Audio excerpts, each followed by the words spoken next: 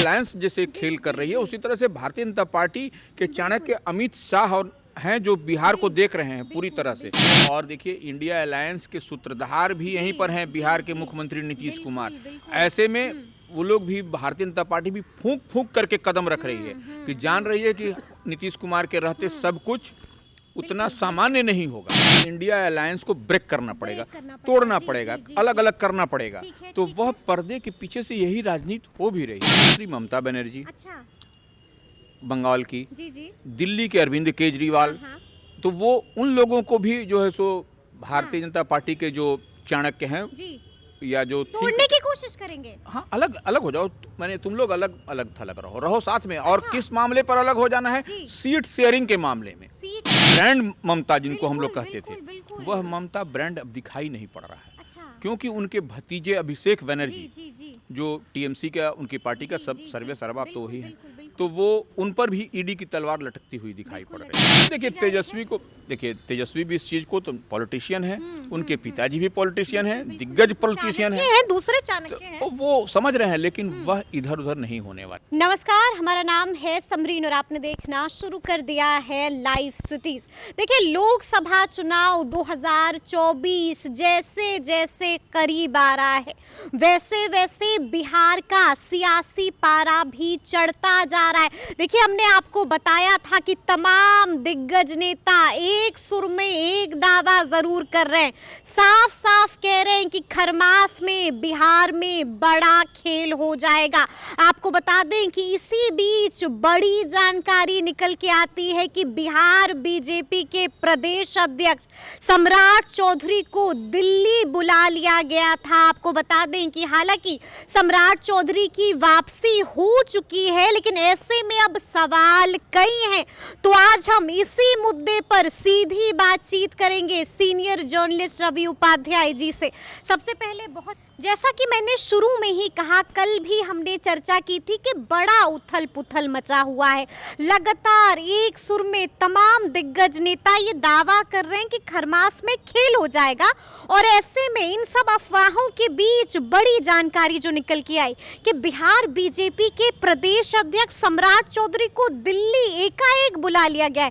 क्या आपके पास भी कोई इसकी जानकारी आई है? निश्चित रूप से सम्राट चौधरी बिहार भाजपा के प्रदेश अध्यक्ष हैं, और जिस तरह से आला कमान कह लीजिए, उनके निर्देश पर ही वह गए थे। विशेष विमान था, चार्टर्ड प्लेन था, जो जानकारी छन करके आ रही है, तो वो उससे गए और उसके बाद वो फिर लौट के आए। तो निश्चित रूप से कोई खिचड़ी पक रही है, बड़ी खिचड़ी पक रही है, निश्चित रूप से बड़ी खिचड़ी पक रही है। बड़ी बात होने जा रही है, बड़ी बात कुछ होगी जो हम लोग बार बार जो कह रहे हैं कि खरमास के समाप्त होने के बाद कुछ दिखाई पड़ेगा। तो उसी खेले की तैयारी में भारतीय जनता पार्टी भी लगी हुई है, क्योंकि देखिए राजनीति है, सब इंडिया अलायंस जैसे खेल कर रही है, उसी तरह से भारतीय जनता पार्टी के चाणक्य अमित शाह और हैं जो बिहार को देख रहे हैं पूरी तरह से। तो ऐसे में निश्चित रूप से सम्राट चौधरी का जाना कहीं न कहीं अंदर खाने में कुछ न कुछ संकेत निश्चित रूप से दिखाई पड़ता है। देखिए अब ये सवाल भी काफी अहम हो जाता है कि सम्राट चौधरी जब दिल्ली गए हैं, जाहिर सी बात है कि जब दिल्ली गए तो बड़ी बैठक तो होगी ही, बड़ी मीटिंग तो होगी ही, आला कमान से मुलाकात भी हुई होगी। क्या कुछ लगता है कौन सा आदेश मिला होगा सम्राट चौधरी जी को कि जब वो बिहार आए हैं तो कोई बड़ा विस्फोट तो नहीं कर देंगे? नहीं, देखिए विस्फोट नहीं, वो स्ट्रेटेजिकली मूव है ये। अच्छा। और जब बड़े नेता के बुलावे पर कोई जाता है, ऐसे तो टेलीफोनिक टॉक भी हो सकता था उनका, लेकिन जब उनको बुलाया गया तो निश्चित रूप से कोई डायरेक्शन, कोई दिशा निर्देश आला कमान की ओर से उनको दिया गया है, इसमें कहीं कोई दो मत नहीं है। आपको भी लगता है कि बड़ा ऑर्डर लेकर आए हैं? निश्चित रूप से बड़ा निर्देश देंगे, जो कि पार्टी के प्रभारी भी है भारतीय जनता पार्टी में। कई बार जो है सो आप देखिएगा कि पार्टी के बिहार मामलों के जो प्रभारी होते हैं वह सब भी करते हैं, लेकिन इस बार इनको बुलाया गया, सम्राट चौधरी को स्पेशली बुलाया गया, प्रदेश अध्यक्ष को बुलाया गया, तो बगैर किसी इंस्ट्रक्शन के, बगैर किसी वो नहीं हुआ। और बड़ी जिम्मेवारी, बड़ी बात निश्चित रूप से जो, क्योंकि एक बात समझना पड़ेगा, नरेंद्र मोदी का इस बार हैट्रिक लगाने की बात आ रही है, तो वो 2 बार वो जीत गए हैं, 2014, 2019। जी, तीसरी बार कहीं चूक न जाए, इसके लिए तैयारी अभी से ही शुरू कर दी है। इसीलिए, और देखिए इंडिया अलायंस के सूत्रधार भी यहीं पर हैं, बिहार के मुख्यमंत्री नीतीश कुमार। ऐसे में वो लोग भी, भारतीय जनता पार्टी भी फूंक फूंक करके कदम रख रही है कि जान रही है कि नीतीश कुमार के रहते सब कुछ उतना सामान्य नहीं होगा। और इसीलिए देखिए कि वह जो राजनीतिक खिचड़ी जो पक रही है, हाँ। वह कहीं ना कहीं दिखाई, उसकी धुआं जो हम लोग बार बार कहते हैं, तो वो कई व्यूअर्स आपके हमारे वो कहते थे कि लोग क्या धुआं धुआं करता है, लेकिन धुआं दिखाई पड़ रहा है, वो दिखाई भी पड़ा। जिस तरह से राजीव रंजन सिंह उर्फ ललन सिंह जो जदयू के राष्ट्रीय अध्यक्ष हैं, उनकी आज दिन भर खबर हवा में तैरती रही कि आज उन्होंने इस्तीफा दिया, फिर उनको निकल करके आना पड़ा कि नहीं ऐसी कोई बात नहीं है। फिर विजय चौधरी जो जदयू के बड़े नेता हैं, मंत्री हैं, उनको कहना पड़ा। मतलब मूवमेंट बहुत कुछ चल रहा है, बहुत कुछ आपादापी गहमा गहमी माने उथल पुथल की स्थिति, राजनीतिक उथल पुथल की स्थिति बनी हुई है। और यह स्थिति आपको बनी रहेगी 14 तारीख तक। कल तो हमने बता दिया था अपने व्यूअर्स को, हमने बाज़ाब्ते डेडलाइन भी दे दी थी कि 15 जनवरी। अभी जो आप ट्रेलर देख रहे हैं, पूरी पिक्चर 15 जनवरी को साफ हो जाएगी। लेकिन देखिए, ऐसे में हम भी लाइव सिटीज भी लगातार बीजेपी नेताओं से हम लोग बात करते आए हैं और बात कर भी रहे हैं, लेकिन एक बात जो तय है अब यह है कि अब बीजेपी मुख्यमंत्री नीतीश कुमार पर काफी नरम दिखाई पड़ी। देखिए, आपको बता दें कि कई तो ऐसे नेता हैं जो बात करना भी नहीं चाह रहे मुख्यमंत्री के बारे में। तो क्या हम इसको ऐसे देखें कि इंस्ट्रक्शन मिल चुका है कि अब मुख्यमंत्री पर ज्यादा गर्म नहीं होना है? देखिए, एक चीज हम नरम हाथ रखना है। एक चीज नरम और गर्म के पर हम एक चीज बता दें, जिस तरह से जदयू के राष्ट्रीय अध्यक्ष ललन सिंह जो तलखी दिखाते रहे हैं, लोकसभा हो, अभी हाल के दिनों में लोकसभा में भी आपने देखी किस तलखी भरे लहजे में उन्होंने अमित शाह जो चाणक्य हैं भारतीय जनता पार्टी के, उनको किस लहजे में उन्होंने कहा।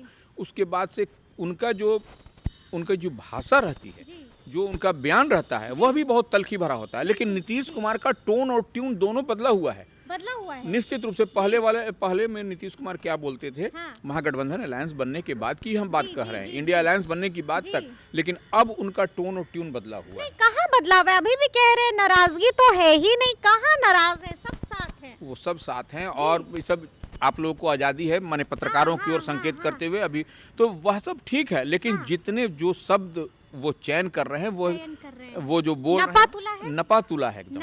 हाँ, तो वो जो संकेत मिल रहे हैं उससे यह लग रहा है कि अब नीतीश कुमार का बॉडी लैंग्वेज कह लीजिए, देखिए नीतीश कुमार की भाषा शैली सब कुछ अब बदली नजर है। भाजपा पर वह अटैकिंग नहीं है। मतलब ये हम कह सकते हैं कि बदले अब सरकार नजर आती है। बिल्कुल संकेत तो वही दिखाई पड़ रहा है। और देखिए, ये लेकिन ये भी तो आपको मानना पड़ेगा ना कि आला कमान की तरफ से भी बीजेपी नेताओं को बोल दिया गया है कि अब थोड़ा हल्का हाथ रखना है। अब देखिए ना, जिस तरह से भारतीय जनता पार्टी के कोई नेता नीतीश कुमार के खिलाफ नहीं बोल रहे हैं, यह अभी एक आपको दिखाई पड़ रहा है, नंबर 1। नंबर 2 बात, जिस तरह से आरजेडी के नेता अटैकिंग मोड में है नीतीश कुमार पर, तो वह जो है सो जेडीयू में नहीं दिख रहा है। तो यह सब बहुत सारी बातें हैं जिसको मैंने कहीं एक जगह हम लोग बैठ करके इसको सोचें, विचार क्लब करके जोड़िएगा तो ये सब कुछ समझ में आपको आने लगेगा, लोगों को भी समझ में आने लगेगी बात। ये बताइए कि फिर इंडिया गठबंधन का क्या होगा? 1 मिनट के लिए हम मान भी ले कि अगर मुख्यमंत्री नीतीश कुमार यू टर्न लेते हैं, एनडीए में दोबारा से शरीक हो जाते हैं, क्या होगा इंडिया गठबंधन का? देखिए, निश्चित रूप से अगर यदि मुख्यमंत्री नीतीश कुमार माने एनडीए में आते हैं, एनडीए की बात कर रही हैं, तो एनडीए में अगर यदि वो जाते हैं तो निश्चित रूप से बिहार में जो पहले वाली स्थिति थी 2019 की, जो 40 में से 39 की बात हम लोग कर रहे हैं, तो वही चीज आपको दिखाई पड़ेगी यहाँ पर। बिल्कुल। अब आपसे जो हम लोग ऑफ कैमरा भी बात कर रहे थे, बहुत कुछ आप भी बता रहे थे। आप कह रहे थे कि इंडिया गठबंधन में भी सब कुछ ठीक नहीं है, बस देखने की और समझने की जरूरत है। कहाँ पे गड़बड़ी दिख रही है आपको? भारतीय जनता पार्टी के जो थिंक टैंक है, वो थिंक टैंक लगे हुए हैं क्योंकि नरेंद्र मोदी को हैट्रिक लगानी है इस बार। तो जब हैट्रिक लगाने की बात है तो उसके लिए सारा तरह का जो सारा तरह का तिकड़म वो लगाया जा रहा है। तो इसमें इंडिया अलायंस को कमजोर करने की भी कोशिश की जा रही है। वो आप देखिएगा किस तरह से, क्योंकि इंडिया अलायंस का वोट परसेंटेज भी आप देखिएगा तो इंडिया विपक्ष का कह लीजिए 62% वोट है मतलब इंडिया गठबंधन के पास 62 और बीजेपी के पास, भारतीय जनता पार्टी के पास 37% है। 37%। तो यह जो आंकड़ा है, इस गैप को कैसे भरेंगे? तो इस गैप को भरने के लिए निश्चित रूप से इंडिया अलायंस को ब्रेक करना पड़ेगा, तोड़ना पड़ेगा, अलग अलग करना पड़ेगा। तो वह पर्दे के पीछे से यही राजनीति हो भी रही है। कैसे आप कह रहे हैं कि पर्दे के पीछे राजनीति हो रही है? यहाँ तो सब कुछ ठीक ठाक दिख रहा है। लेकिन नहीं, हम वही बताना चाह रहे हैं। अब देखिए, नीतीश कुमार के जैसे इंडिया में वापसी की बात हो रही है, नीतीश कुमार जाएंगे, सब लोग ऐसा कह भी रहा है। ऐसा तो वह जब जाने की बात होगी तो यहाँ पर जो एक ब्रेक होगा, बिल्कुल। तो यहाँ पर जो 40 सीट है उसमें 39 का जो पुराना ही रिकॉर्ड हम मान लें तो वो 39 है, मान लीजिए 37 है, तो 40 के आसपास होता हुआ दिखाई पड़ेगा। अब आप देखिए, 2 अन्य मुख्यमंत्री हैं जी। कौन? अब ये मुख्यमंत्री ममता बनर्जी, अच्छा, बंगाल की, जी। दिल्ली के अरविंद केजरीवाल, तो वो उन लोगों को भी जो है सो भारतीय जनता पार्टी के जो चाणक्य हैं जी, या जो तोड़ने की कोशिश करेंगे। हाँ, अलग अलग हो जाओ, मैंने तुम लोग अलग अलग थलग रहो साथ में। और किस मामले पर अलग हो जाना है? सीट शेयरिंग के मामले में। सीट शेयरिंग में बात नहीं बनी भाई, इसलिए हम लोग, मतलब आप कह रहे हैं कि पर्दे के पीछे बहुत कुछ चल रहा है जिससे लोग अनजान हैं। बिल्कुल बिल्कुल। और देखिए, बराबर देखिए, हम इसीलिए ऐसे ही नहीं कह रहे हैं। जी। ममता बनर्जी जो क्यों सुनेंगी बीजेपी की बात दीदी? क्या वही हम बता रहे हैं कि ममता बनर्जी जो ब्रांड ममता जिनको हम लोग कहते थे, वह ममता ब्रांड अब दिखाई नहीं पड़ रहा है। अच्छा। क्योंकि उनके भतीजे अभिषेक बनर्जी जो टीएमसी का, उनकी पार्टी का सब सर्वे सर्वा तो वही है, तो वो उन पर भी ईडी की तलवार लटकती हुई दिखाई पड़ रही है। तो वो ऐसे में, तो वो जब भतीजा उनका जो पार्टी का सर्वे सर्वा है, जिसके पास सब कुछ है, समझौता कर लेंगी, तो वो कहीं ना कहीं समझौता नहीं करेंगी। वो समझौता कर लेंगी तब तो उनका जो मुस्लिम वोट बैंक का जो रहता है वो सब भी दरकिनार हो जाएगा। पर्दे के पीछे से जो है सो मदद होगी, खेल हो जाएगा। हाँ, वहाँ अच्छा, अरविंद केजरीवाल अब देखिए, केजरीवाल के 2 मिनिस्टर ऑलरेडी जेल के अंदर हैं। बिल्कुल। ईडी की तलवार लटकी हुई है अरविंद केजरीवाल पर भी। तो वो उनको भी निशाना बनाया जा रहा है कहीं ना कहीं। तो वह भी, उनको भी लग रहा, अभी तो कुछ दिन अभी आया था एक संबंध, तो फिर अभी कहीं अभी कुछ योग मने, हाँ, तो वो अभी बचे हुए हैं। लेकिन किसी दिन उन, तो वह भी जो है, कितने दिन बचेंगे? पर्दे के पीछे उन्हें भी मनाने की कोशिश, पर्दे के पीछे उनको ही।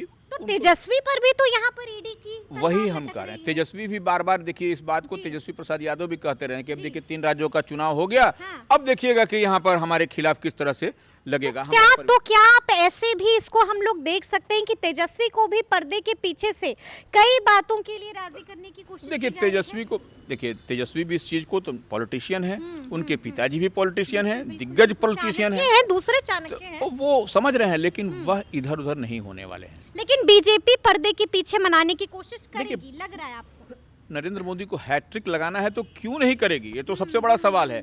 कोई भी अगर कहता है तो वो थेथोलॉजी कर ले, वो अलग बात है, लेकिन क्यों नहीं? वो तो हर तरह का, मैंने आपको जो हम एग्जाम्पल बता रहे हैं कि ब्रांड ममता आपको दिखाई नहीं पड़ रहा है, जो कि व्हील चेयर पर दिखाई पड़ती थी। बिल्कुल। क्या आक्रामक रूप में दिखाई पड़ती थी। वो अब वो है नहीं, वहाँ पर अंदाज नहीं दिख रहा है, वो अंदाज वो दिखेगा ही नहीं अंदाज।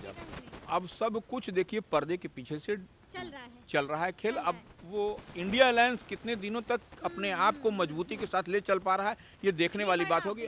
ये हम लोग सब लोग कह सकते हैं कि बहुत मजबूती के साथ चल रही है, बहुत मजबूती के साथ इंडिया अलायंस, लेकिन यह सब जो कवायद हो रही है, इस कवायद से हमको समझना चाहिए कि यह भारतीय जनता पार्टी इस बात को समझ रही है कि जब तक हम इंडिया अलायंस को कमजोर नहीं करेंगे, तब तक इस जो वोट शेयरिंग का जो गैप है उसको हम लोग नहीं पाट पाएंगे। मतलब इससे हम लोग नजरअंदाज इस चीज को बिल्कुल नहीं कर सकते। अच्छा, एक और बड़ी जानकारी जो हमारे पास निकल के आई है कि 29 तारीख को तो सबको पता है कि जेडीयू की बड़ी बैठक है दिल्ली में, लेकिन जानकारी सूत्रों के हवाले से बड़ी जानकारी निकल कर ये भी आ रही कि 30 तारीख को बिहार बीजेपी ने भी बिहार में बड़ी बैठक बुला ली है। मतलब क्या हम इसे ऐसे देखें कि जेडीयू जो फैसला ले लेगी उसके बाद बीजेपी में, देखिए, निश्चित रूप से जो आज का ताजा घटनाक्रम रहा, दिन भर मीडिया की भाग दौड़ रही, हापाधापी लगी रही कि क्या हुआ, कौन इस्तीफा दिया, कैसे हुआ, फिर उसका खंडन कि नहीं हुआ, ये दिन भर चलता रहा। तो यह एक कोई छोटे मोटे आदमी का नहीं चला। सत्तारूढ़ दल बिहार में महागठबंधन है, जदयू के राष्ट्रीय अध्यक्ष की चलिए, और उसी बीच में आपको ये सब, और उसी बीच में 30 तारीख वाली जानकारी 30 तारीख के बाद, और उसी बीच में देखिए गहमा गहमी के बीच ही नीतीश कुमार राज्यकर्मी का दर्जा दे रहे थे नियोजित शिक्षकों को। बिल्कुल दे दिया, मुहर लग गई। यह हम यही बात कह रहे हैं। और वो देखिए 29 तारीख को फिर दिल्ली में बैठक होने वाली है राष्ट्रीय कार्यकारिणी और राष्ट्रीय परिषद की जदयू की, तो वो देखने वाली बात है कि उसमें क्या होता है उस दिन। और उसके बाद 30 तारीख को बिहार में भारतीय जनता पार्टी के तमाम जो थिंक टैंक है वो यहाँ पर जुटेंगे और वो यहाँ पर बात करेंगे किस तरह से पार्टी, तो वो वहाँ पर देखा जाएगा क्या वहाँ पर हो रहा है, जेडीयू में क्या हो रहा है और उसके बाद यहाँ कुछ हो और क्या क्या सुगबुगाहट है, तो जी। उसके हिसाब से ही फिर अपना ये लोग भी ठीक है तय करेंगे और तय फैसला करेंगे। सुनाएंगे। ठीक है, एक आखिरी सवाल कि देखिए आपका भी तजुर्बा अच्छा खासा है, आप राजनीति को आज से नहीं मतलब कई सालों से देख रहे हैं, क्या लगता है आपको? देखिए हमने जो एक डेडलाइन दी है 15 जनवरी को पिक्चर रिलीज हो जाएगी, सब साफ होगा, क्या लगता है वाकई में कुछ इस तरह की सुगबुगाहट है, हलचल है, या फिर ऐसे ही महज अफवाह है सब कुछ? नहीं, देखिए 15 तारीख को खरमास खत्म होगा, इधर 29 तारीख को इधर बैठक है, जी। उसके बाद से सारा आपको दिखाई पड़ने लगेगा, पिक्चर आपको दिखाई पड़ने लगेगा वो क्या क्या तस्वीर है, और वो 15 तारीख को कुछ न कुछ हम लोग जो बात कह रहे हैं उस पर भी मुहर लगेगी। आपको लग रहा है कि मुहर लगेगी? आपका तजुर्बा बता रहा है। निश्चित रूप से मुहर लगेगी। ये मुहर लगने की ही तैयारी, आज जो भापा दापी दिन भर भाग दौड़ हुआ वो सब दिखाई पड़ रही है। तो इसलिए हमको जो लगता है जिस तरह से राज्यकर्मियों को लग रहा था ना कि 2016 से मामला लंबित था और आज देखिए इतने वर्ष के बाद में राज्यकर्मी का दर्जा मिला नियोजित शिक्षकों को, तो उसी तरह से आपको हम लोग माने हम कह रहे हैं कि इसी तरह से होगा और निश्चित रूप से होगा, कुछ ना कुछ तो न कुछ होगा। चलिए, तो सुना आपने क्या कुछ बता रहे हैं रवि उपाध्याय जी। देखिए कहा जाता है कि राजनीति में कुछ भी बस यूं ही नहीं हो जाता है, यहाँ पर हर बात के पीछे एक बड़ा मकसद छुपा होता है। तो अब देखना होगा कि वाकई में बिहार में आगे आगे क्या कुछ होता है। तो ये पूरी बातचीत आपको कैसी लगी है कमेंट करके हमें ज़रूर बताइएगा। तो इस तरह के तमाम अपडेट्स के लिए ऐसे ही हमारे साथ बने रहिएगा और देखते रहिएगा लाइव सिटीज़। बहुत शुक्रिया।